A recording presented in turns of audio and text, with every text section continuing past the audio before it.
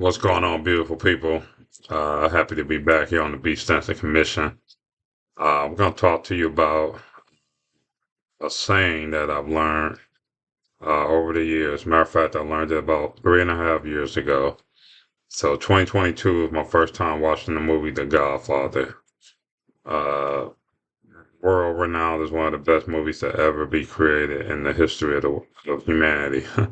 With second one had Robert De Niro, but the first one had Al Pacino, Marlon Brando, James Caan, a host of others. host of others. I watched that movie in awe the first time I ever seen it because I learned something. Actually, I learned a lot in that movie, but the one thing that stood out to me is they said, first of all, keep your friends close and your enemies closer.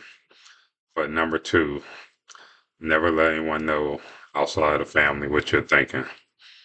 That was what Marlon Brando's character, Don Vito Corleone, said to Sonny Corleone the fateful day that Sonny showed his hand to Salasso. And that was actually the core of the movie. Anyone who watched that movie knows what happened from there. I kind of thought about that a little bit. I was like, never let anyone know outside of family what you're thinking, right? It's a family business. This movie was captured supposedly supposed to be set in the 1940s, right around the time of World War II. Part two of The Godfather, which some consider an even better movie. I'm kind of split. I like the first one probably just slightly more than the second one, but not by a lot. Part two is great. My favorite character in both movies is Michael Corleone, the Don himself. In part two, he says, never let anyone know what you're thinking. That resonated with me more than what Don Vito said in the first movie. And I think this is an old, or more so of a word to the wise, but more so to men more than women. A lot of women hold their cards to the vest. You never really know what a female's thinking 100%. They are emotional. They think with their emotional brain more than we as men do. We think with our logic most times, and then our emotions second. However, never let anyone know what you're thinking. I had to kind of sit and digest that over the years. It applies to so many things, especially at work. Um, do some background research on the people that you're dealing with, you're talking to on a day-to-day basis.